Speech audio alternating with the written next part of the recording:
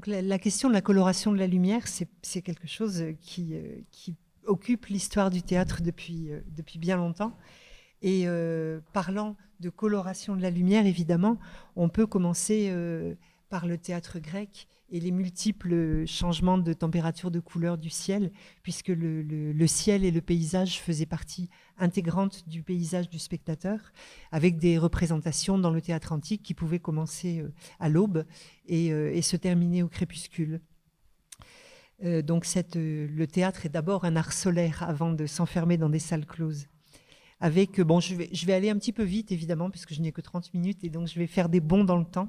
Avec le théâtre romain qui multiplie les représentations, puisqu'on a eu, au temps des 12 Césars, on a eu jusqu'à 126 jours fériés par an, hein, et donc il fallait donner au peuple du pain et des jeux. Et donc des représentations à n'importe quelle période de l'année, alors que dans le théâtre grec, les Lénéennes et les Dionysies, c'était plutôt en hiver, ou dans les périodes où l'activité maritime et agricole était ralentie. Dans le théâtre romain, pour protéger l'occiput fragile des ardeurs du soleil, on va avoir des systèmes de vellum, du latin velaria. Et donc on voit ici ces systèmes de bandes. Donc là, c'est une reconstitution du vellum du théâtre antique d'Orange, avec des couleurs assez vives.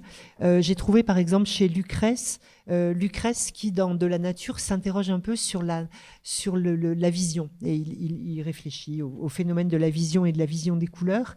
Et donc il dit, c'est le cas notamment des voiles jaunes, rouges et verts qui, tendus dans nos vastes théâtres, flottent et ondulent le long des mâts et des traverses. Au-dessous d'eux, tout le public réuni sur les gradins, le décor et la scène, les rangs augustes des sénateurs, se colorent et se teignent de leurs reflets mouvants. Et plus l'enceinte du théâtre est haute et étroite, plus aussi tous les objets sont baignés de ces riantes couleurs dans la lumière raréfiée du jour. On peut se demander dans quelle mesure d'ailleurs cette atmosphère un peu confinée, on peut imaginer un peu comme lorsqu'on rentre dans un chapiteau de cirque en plein été, avec cette lumière diffuse et colorée.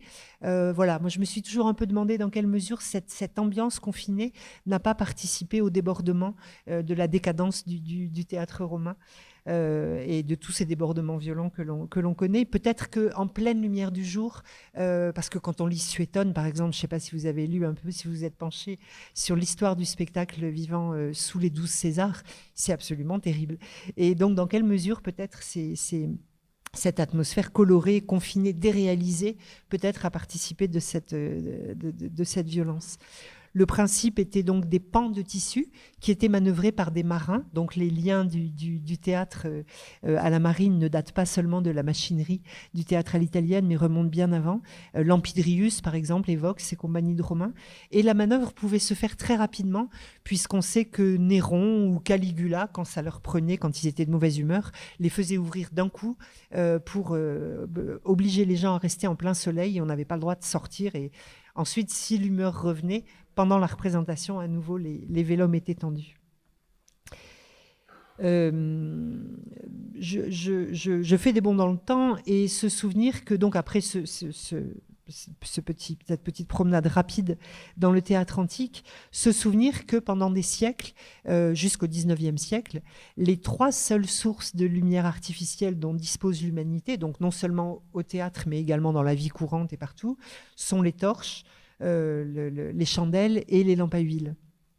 Les torches étant évidemment la source de lumière la plus ancienne et on ne peut pas dater l'origine de la torche puisque c'est à partir de la domestication du feu vers 400 000 avant Jésus-Christ, où en sortant un brandon du feu, une branche qui était dans le feu, qui constitue les premières formes de torches qui ensuite vont s'élaborer. Mais donc cette source-là est très difficile à dater. Et puis ensuite les lampes à huile ou plutôt lampes à graisse et les chandelles, chaque type de source à la flamme ayant bien sûr une température de couleur particulière. On fait chaque année, par exemple, avec les étudiants des expérimentations sur les lampes à huile, et suivant l'huile utilisée, on pouvait utiliser de l'huile d'olive, de l'huile de colza, de l'huile de poisson, de l'huile de baleine, suivant les régions.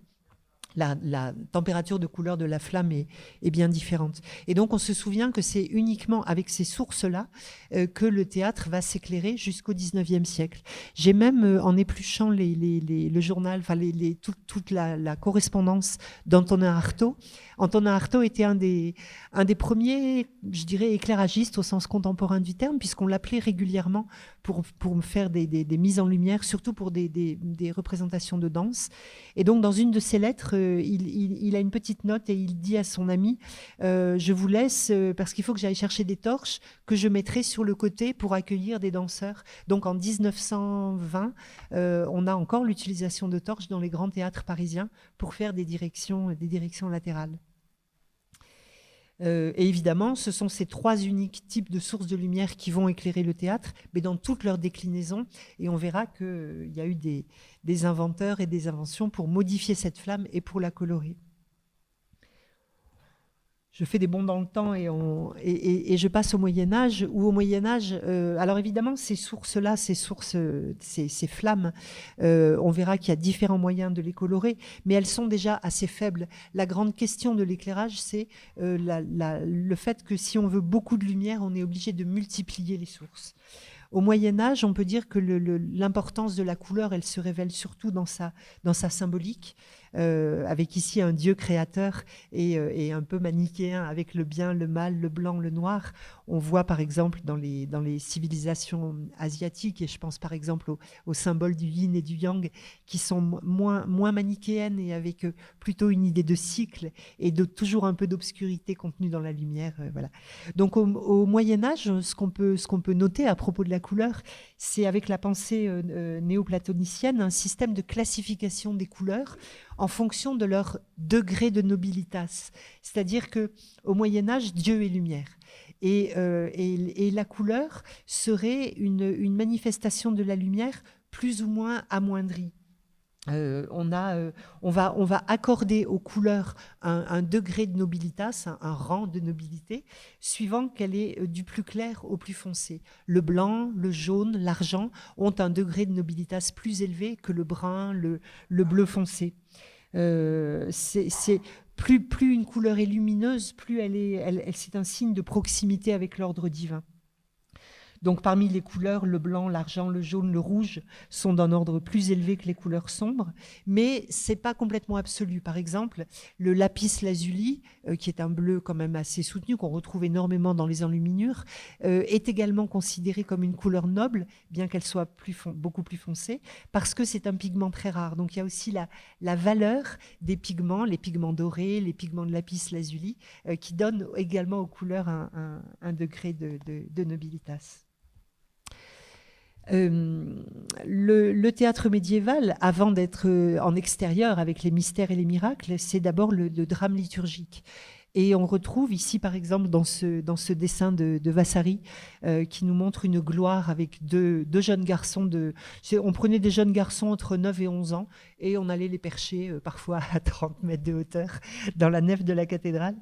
Et avec autour des nuages faits de tulle, de gaz. Et ces nuages pouvaient être colorés. Les sources qui éclairaient ces tulles pouvaient mettre en valeur la teinture qui avait été donnée aux différentes... En fait, c'est un système de succession de tulles. On avait des nuages qui pouvaient aller avec jusqu'à 3 ou 4 épaisseurs de tulles différentes et avec des descriptifs absolument étonnants que Vasari et d'autres témoins de l'époque nous donnent, comme par exemple... Bon, évidemment, Vasari, c'est pas le Moyen-Âge, mais ces formes de drame liturgique ont perduré jusqu'à la Renaissance et même bien après. Avec, par exemple, pour l'Annonciation, le vol de l'ange Gabriel avec un nuage qui vient atterrir au pied de la Vierge et des systèmes d'occultation des sources ou de verres colorés qui venaient occulter le nuage de Gabriel pendant qu'avait lieu la scène de l'Annonciation, avant que Gabriel ensuite remonte vers le paradis où une trappe s'ouvrait et où on avait une apparition du bon Dieu et de ses anges. Donc, déjà dans le drame liturgique, l'événementiel du drame liturgique, c'est tout à fait étonnant. Hein, la façon dont on a un souci de diffuser les sources avec du papier huilé et toute une inventivité, que ce soit en lumière mais également en décor, qui va profondément influencer ensuite le théâtre baroque, avec en particulier cette dynamique de l'entre-ciel et terre. L'entre-ciel et terre, c'est quelque chose, puisque la représentation, c'est aussi celle de l'invisible, et cet arc dynamique entre le ciel et la terre va beaucoup animer les développements de la machinerie au théâtre. On peut également évoquer dans le théâtre médiéval, évidemment, avec la mention de l'enfer, qui est ici, avec des descriptifs très détaillés, par exemple dans les cahiers du Hourdement de Valenciennes en 1547, on a vraiment le détail des recettes utilisées pour colorer la lumière, le soufre qui était brûlé, les effets d'artifice, puisque la gueule d'enfer était un peu l'attraction favorite j'ose même pas dire spectateurs, puisque ces mystères ont également c'est une sorte de prière, d'offrande à Dieu, avec cette polarité binaire entre le paradis à jardin éclairé de flammes claires, de bougies de cire, et puis la gueule d'enfer à cour qui est toujours monstrueuse avec beaucoup d'effets de flammes colorées. Le véritable questionnement sur de l'éclairage au théâtre et de sa coloration commence bien sûr à la Renaissance avec le théâtre à l'italienne, où là on verra les artistes de la Renaissance reprendre certains procédés qui étaient développés dans le drame liturgique. Lorsque l'on a, par exemple, ces gravures de Serlio que tout le monde connaît, qui nous donnent un peu les 3 scènes types de décors, les 3 types de décors classiques, ici par exemple la scène comique, en fait on la voit de façon épurée, noir et blanc, un petit peu comme on voit nos églises et nos cathédrales aujourd'hui en pierre blanche, mais il faut vraiment les imaginer remplies de couleurs. Alors évidemment les sources étaient très faibles, mais Serlio décrit comment chacune de ces ouvertures est recouverte de papier huilé ou de verre, et comment derrière ces ouvertures, on vient cacher des sources colorées. Et vraiment, la Renaissance, on peut parler de la boîte à bijoux. J'ai un tout petit peu honte de vous montrer la diapo suivante parce que j'avais fait ça rapidement et j'ai jamais eu le temps de le refaire correctement. Enfin, j'ai fait, bon, excusez mes piètres qualités de dessin assisté par l'ordinateur. Enfin voilà, c'est un peu, on est habitué à ces images en noir et blanc, mais ça ressemble plutôt à ce genre de choses. J'en appelle d'ailleurs à mes étudiants, si vous souhaitez un jour refaire de façon plus convaincante ce à quoi ça pouvait ressembler à l'époque, je suis preneuse. Et donc, c'est vraiment la boîte à bijoux avec une multiplicité de flammes distribuées un peu partout sur la scène et dans les coulisses. On a par exemple le descriptif de Léonard de Vinci qui nous raconte pour le mariage lorsqu'il était à la cour de Ludovico Sforza, lorsqu'il avait en coulisses une colonne pivotante sur laquelle il fait incruster des pierres semi-précieuses et des petits morceaux d'argent et d'or, et avec une multitude de sources autour, et ensuite il suggère de faire tourner cette colonne, et on a la description de la boule à facettes avec des éclats de couleurs, mais qu'est-ce que Léonard de Vinci n'a pas inventé donc, et évidemment, pensez aussi qu'à la Renaissance, le costume et les brillances et les sequins et tout ce qu'on a dans l'art du costume viennent refléter toute cette multiplicité de sources. Donc pas de sources puissantes, pas de grande direction, mais une multitude de brillances. Un système largement décrit par Serlio, c'est celui des bozza, qui est le principe de placer donc une lampe à huile ou une chandelle devant une bouteille remplie de liquide coloré, et à l'arrière, on voit pas très bien sur la diapo, ici, on a un plat en argent pour réfléchir la lumière de la bougie. Et si on regarde bien, on a quasiment le système optique du PC, avec une source de lumière, un réflecteur, une lentille qui fait également office de gélatine, suivant le liquide qui était à l'intérieur. Et on trouve chez Serlio plusieurs pages dans lesquelles il dit pour obtenir du vert, on peut prendre l'huile d'olive de telle région, pour obtenir du rose, on va prendre tel vin, pour un rouge profond, on prendra le vin de Vénétie, etc. Donc il donne comme ça tout un ensemble de propositions d'utilisation de liquides colorés. J'ai utilisé plusieurs fois ce principe des bozze de Serlio, en particulier au Maroc. une année où j'éclairais le festival de poésie arabe et où le ministère n'avait pas payé sa facture d'électricité, donc on n'avait pas de courant. Et donc, on avait simplement juste une poursuite. Et comme voyant que le courant ne serait pas remis avant le début de la manifestation, j'ai envoyé les étudiants et l'équipe technique au souk pour acheter des centaines de chandelles, de bouteilles et puis des colorants alimentaires. Et c'était somptueux, c'était magnifique, c'était vraiment... Alors évidemment, ça n'est pas très puissant. Ici, c'est une reconstitution que l'on a fait avec les étudiants à l'ENSAT. Ça n'est pas très puissant, mais c'est un tel plaisir de l'œil d'avoir comme ça dans son axe de vision plein d'éclats colorés et de sources de lumière mouvantes. La mobilité de la flamme aussi est importante. Je vais passer rapidement sur le 17e, puisque le 17e va s'installer sous les lustres, mais qu'on aura peu d'effets de coloration, si ce n'est parfois certains lustres qui sont entourés de tulle, de gaz, ce qu'on retrouvera ensuite au 19e siècle avec le lustre central. Mais les risques d'incendie sont tels que on a assez peu d'utilisation relevée, notée de la couleur au XVIIe. Par contre, évidemment, à la fin du XVIIe, début du XVIIIe, difficile de parler de la couleur sans évoquer l'expérience cruciale de Newton, qu'on appelle cruciale parce qu'en science, une expérimentation qui permet de déterminer si une hypothèse vient remplacer les hypothèses précédentes, on appelle ça une expérience critique ou cruciale. Donc l'expérience cruciale de Newton, qui est en vacances chez ses parents en Angleterre, ça se passe au nord de Cambridge, et ses parents ont une grande maison avec une dépendance, et Newton installe dans une de ces dépendances une sorte de cabinet de recherche. Et donc il pratique, comme on voit ici sur la peinture, il pratique une petite ouverture dans la porte pour isoler un rayon du soleil et vient présenter un prisme devant le rayon du soleil. Donc il observe, il dit « Je me procurais un prisme de verre ». Donc là, on est en 1666. Autrefois, avant Newton, bien évidemment, depuis l'Antiquité, on avait observé des phénomènes de dispersion du spectre avec l'arc-en-ciel, avec dans de la verroterie ou dans du diamant, dans du verre. On était conscient de ce phénomène, mais on ne savait pas l'expliquer. Pour Aristote, c'était un affaiblissement de la lumière blanche. Aristote expliquait comme ça la dispersion du spectre en disant dans un prisme, la lumière attaque le prisme et devient rouge parce que la lumière commence à s'affaiblir, et en allant vers la base du prisme, la lumière devient bleue parce qu'elle est de plus en plus faible. Donc il y avait comme ça une méconnaissance de la composition de la lumière blanche que Newton va vraiment mettre en avant, donc en 1666. Je me procurais un prisme de verre pour réaliser la célèbre expérience des couleurs. Ayant à cet effet obscurci ma chambre et fait un petit trou dans le volet pour laisser entrer une quantité convenable de rayons de soleil, je plaçai mon prisme contre ce trou pour réfracter les rayons sur le mur opposé. Ce fut d'abord très plaisant de contempler les couleurs vives et intenses ainsi produites. Et là où l'expérience devient cruciale, c'est qu'avec une petite planchette munie d'un trou, il va isoler le bleu et cacher les autres radiations. Enfin, à l'époque, il n'appelle pas ça des radiations, puisqu'on est dans la théorie ondulatoire de la lumière. Et il va isoler le bleu et il va envoyer ce petit rayon de bleu sur un prisme. Et là, il s'aperçoit qu'on ne peut pas décomposer le bleu et que la seule chose que l'on peut faire, c'est recomposer ces différentes radiations colorées en lumière blanche. Donc voilà, c'est avec Newton qu'on a vraiment le début d'une théorie de la lumière blanche comme composée d'un ensemble de radiations colorées.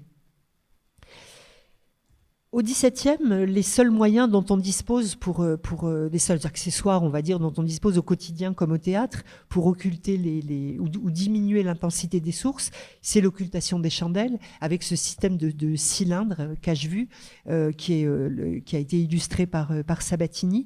Mais je voulais ici simplement ouvrir une toute petite parenthèse. Parce qu'on va trouver à propos de l'occultation de la lumière la première femme de l'histoire de l'éclairage dont j'ai trouvé mention. Il n'y en a pas beaucoup avant l'Aloy Fuller. Donc voilà, j'avais envie ici de lui faire une petite spéciale dédicace. Une des premières dont j'ai pu identifier le nom, c'est la comtesse de Bissy, qui était chargée de l'étiquette à la cour de Louis XV. Alors il faut savoir qu'au XVIIe, on va développer, vous voyez ici la jeune femme qui est dans le fauteuil au premier plan, tient dans la main un garde-vue. Le garde-vue, c'est un accessoire qu'on confond parfois avec un éventail, qui était il y a tout un art du garde-vue qui permettait de se protéger de l'ardeur des flammes. Ça laisse rêveur quand on voit aujourd'hui les niveaux d'intensité qu'on a à la maison avec les LED, avec les fluos, et à l'époque on trouvait, j'ai trouvé pas mal d'écrits où en particulier les femmes disaient avoir les yeux sensibles et être sensibles aux flammes des cheminées ou des chandeliers. Et donc on voit ici cette jeune femme avec ce garde-vue à la main, il y a toute une tradition du garde-vue. Ils sont souvent faits en soie, ils sont translucides. Et d'ailleurs, très souvent, on a des petites scènes de théâtre qui sont représentées sur les garde-vues. Et donc la comtesse de Bissy, qui tenait un salon au milieu du 18e, 1750, son salon était un des plus raffinés. Et c'est une femme délicate qui n'aimait pas l'éblouissement des chandeliers, et qui donc va aller voir, elle était chargée de l'étiquette à la cour de Louis XV, donc elle est allée voir un ferronnier d'art qui était le fournisseur attitré de la cour, pour développer avec lui le premier abat-jour de l'histoire de l'éclairage. Et donc, ils vont mettre au point une structure en forme d'entonnoir. Et là où c'est ingénieux, c'est que cet abat-jour était d'une part coloré et pouvait être ajusté suivant la hauteur de la bougie, puisque la bougie se détruit au fur et à mesure de sa combustion. Donc voilà par exemple le petit garde-vue portable de voyage, avec d'une part, vous voyez ici une sorte de pince. Donc tout ça peut se ranger dans un petit étui pour le voyage. On voit l'étui ici. Et donc vous avez d'une part la petite pince qui va venir se pincer sur la bougie. Vous voyez ici, elle se trouve ici, la pince. Et puis le garde-vue qui se déploie en couleur. Donc ici c'est du vert, mais il y en a du rouge, du jaune, qui se déploie devant la flamme pour en diffuser la lumière et l'atténuer. Ça laisse un peu rêveur de voir que tant d'objets ont été construits pour limiter l'intensité des flammes, alors que nous, aujourd'hui, on est dans des intensités beaucoup plus élevées et que quand on met une bougie, on garde les yeux braqués dessus. Et je pense que bien peu d'entre nous auraient l'idée de se prémunir de l'intensité d'une bougie. Donc voilà, le rapport à la lumière n'est pas le même. Je fais des bonds dans le temps. La première grande révolution de l'histoire de l'éclairage, ce sera la lampe d'argan. En 1800, je sais plus, j'ai plus l'année, 1781, pardon. La lampe d'argan avec la cheminée à double courant d'air, qui associée avec le réverbère de Lavoisier, va enfin permettre une source un peu puissante et directive. Et le grand artiste de la lampe d'argan, c'est Philippe-Jacques de Loutherbourg, qui est un peintre né à Strasbourg. Qui a un joli talent de coloriste. Il a fait pas mal de marines et qui va je sais plus, en 1700, je sais plus, à la fin du 18e, il va en 1771. Il a une trentaine d'années et il va embarquer pour devenir le décorateur de Garrick. Et David Garrick est un grand metteur en scène et une grande figure de l'histoire du théâtre anglais. Loutherbourg est aussi passionné de tout ce qui est boîte d'optique, théâtre optique. Il y avait à l'époque, voilà par exemple une boîte de Carmontel avec des défilants transparents. C'était des défilants qu'on venait mettre devant une fenêtre et donc on fermait la fenêtre autour avec des jeux de lumière et des jeux de couleurs et des vues de transparents qui pouvaient être vues en transparence, en rétroéclairage et également de face. Et ça permettait de passer comme ça du jour à la nuit.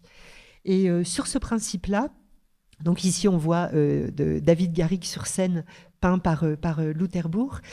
Donc pendant 15 ans, Loutherbourg va être décorateur et peintre pour les pièces de Garrick, mais il va développer en parallèle une forme assez particulière qu'on appelle l'eidophusicon.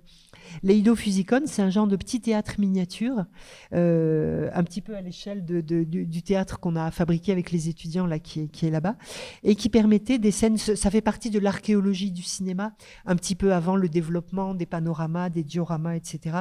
Bon, je passe un peu rapidement, mais on avait dans le principe, vous voyez par exemple pour des marines, des reconstitutions de combats navals, voilà une coupe de l'eidophusicon, avec ici la partie ouverte pour les spectateurs, un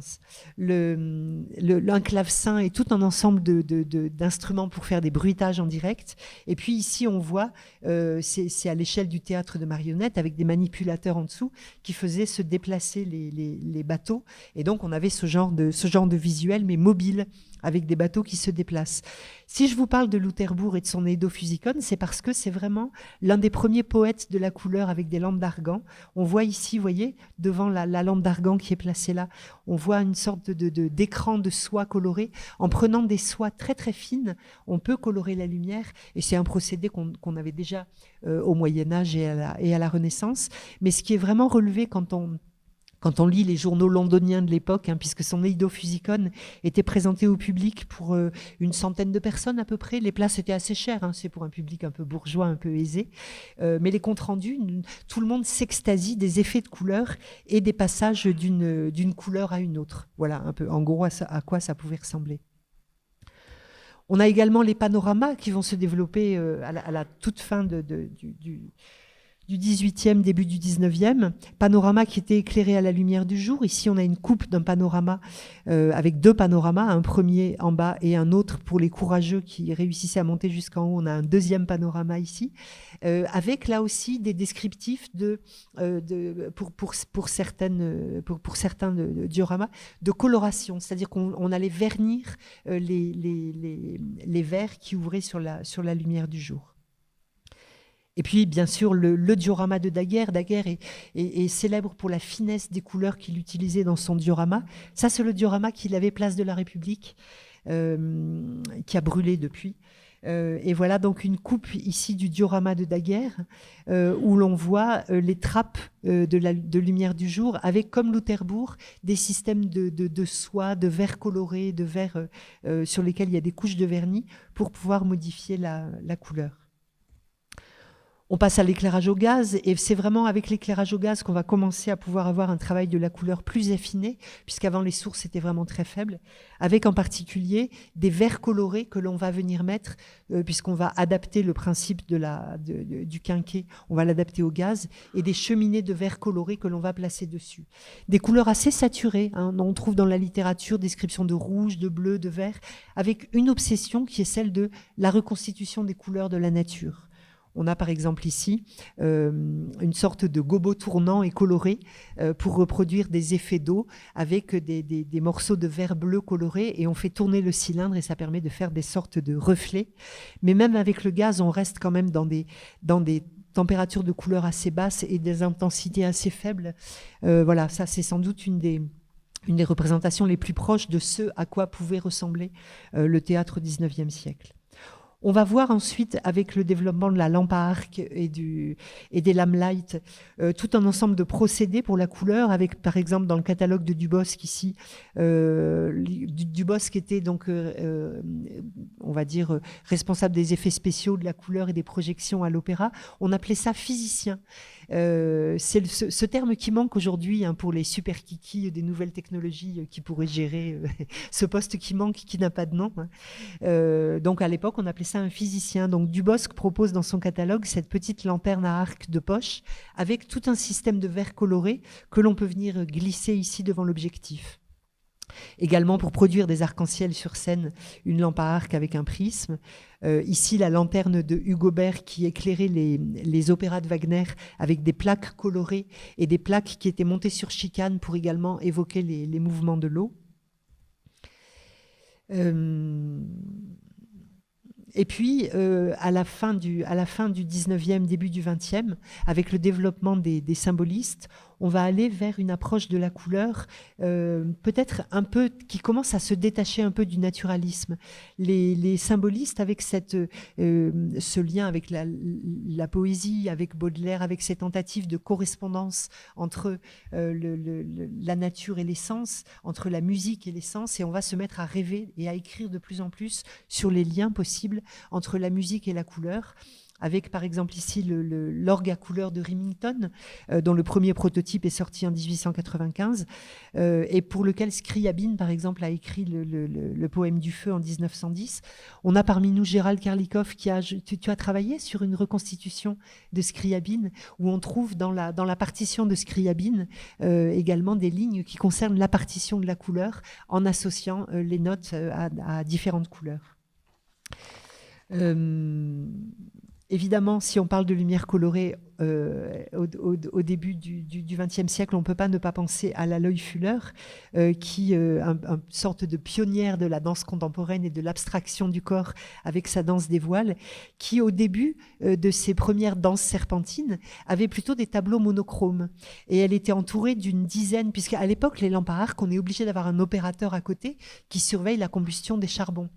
Et donc, l'Aloy Fuller était entourée de 12 gars qui étaient toujours avec elle. Les spectateurs s'en plaignaient parce qu'ils étaient parfois au premier rang et les spectateurs se plaignaient de ces techniciens suants, mobiles, pas très discrets, qui bougeaient les sources. Et donc, au départ, elle avait plutôt des tableaux par couleur. Et un jour, c'est la sérendipité et le hasard toujours dans le spectacle, un jour, un de ces techniciens qui avait un petit peu bu avant s'est trompé de couleur. Donc, elle était furieuse, mais dans la salle, quelqu'un a dit « Oh, on dirait un papillon coloré ». Et donc, à partir de là, elle a attrapé cet accident de régie pour composer des tableaux avec 2, 3, 4 couleurs et devenir cette reine de la lumière que l'on connaît. Donc voilà par exemple les premiers changeurs de couleurs développés par l'Aloy Fuller. Elle a déposé énormément de brevets.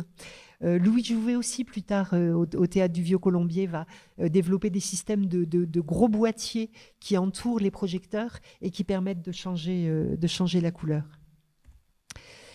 Voilà, je voulais vous parler de Mariano Fortuny, mais je ne vais pas avoir le temps puisque je voulais vous proposer d'abord, pour terminer cette petite intervention, avec les étudiants deuxième année de l'école, on a découvert il y a quelques jours un dispositif tout à fait étonnant qui s'appelle le Clavilux, un petit peu hérité de l'orgue à couleur de Remington. Et je vais passer la parole à Clélie, qui va vous montrer cette invention très étonnante qui nous a, nous, absolument ravis. Et vous allez découvrir le Clavilux. Donc, je vais vous parler donc, de cette invention de Thomas Wilfred qui s'appelle le Clavilux. Les Clavilux parce qu'il en a fabriqué plusieurs. C'est un musicien à la base et donc un inventeur qui s'est intéressé à la lumière comme une forme d'art, un potentiel 8e art. Et il l'imaginait comme une forme artistique à elle seule. Et ce qu'il avait envie, c'était de pouvoir créer des sortes de concerts lumineux, des partitions lumineuses, un peu comme des concerts de musique qui pourraient être donnés à l'occasion de conférences ou aussi des spectacles. Ça a pu être utilisé comme des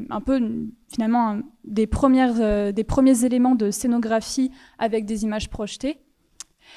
Et donc, c'était le Clavilux. Là, est-ce que je peux prendre ton pointeur laser ?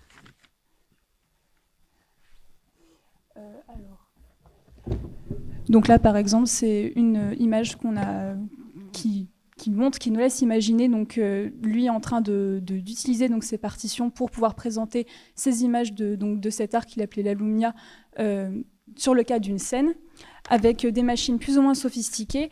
Et on a retrouvé pas mal d'images de certains Clavilux, mais plutôt qui étaient à échelle domestique, qui représentent sous la forme d'une sorte d'armoire en bois, qui était livré aux particuliers qui souhaitaient en avoir un chez eux avec leur petite télécommande, ce qui permettait de contrôler la vitesse de rotation, l'intensité de la lumière, mais aussi donc, tout le différent système à l'intérieur.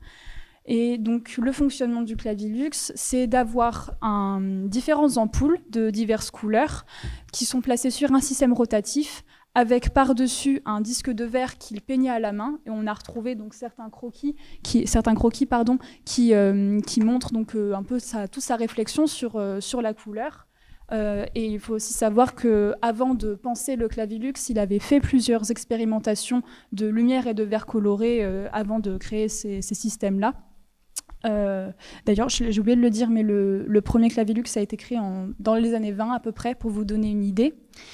Et donc ce disque coloré, ensuite la lumière, le faisceau passait à travers d'un cône qui était tapissé de matière réfléchissante, ce qui crée ensuite des images de caustique, comme celles qu'on peut voir ici. Et par la suite, il y avait encore un autre disque de verre qui, celui-ci, n'était pas teinté, mais qui était tapissé de morceaux de verre qui, eux aussi, permettaient de donner plus de matière. Et donc tout ce système qui était contrôlable permettait à la fin de créer donc, des petites partitions colorées qui duraient environ une dizaine de minutes. Et il y en a plein qui ont été créées. Il y a eu des reproductions à l'université d'art de Yale qui ont été créées, où là, on peut voir sur cette image le tapis, les reflets qui sont créés par la matière réfléchissante. Et donc, je peux vous montrer des petits extraits vidéo pour terminer la présentation qui laisse aussi un peu rêveur sur ces possibilités de lumière et qui donne envie de les voir sur le cyclo.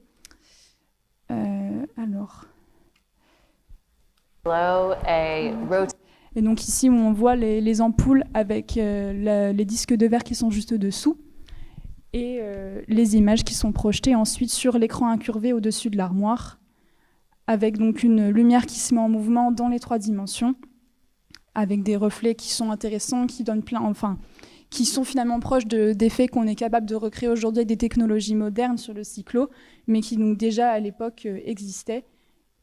Et je vais avancer un petit peu, mais avec donc une lumière qui donne, plein de choses qui donnent matière à rêver sur la couleur et sur la lumière. Et il n'est peut-être pas exclu que des étudiants s'y intéressent, peut-être dans leur cadre de leur mémoire ou autre, pourquoi pas fabriquer un Clavilux à l'ENSAT. Voilà, petite promenade rapide au pays de la coloration de la lumière. Merci à vous.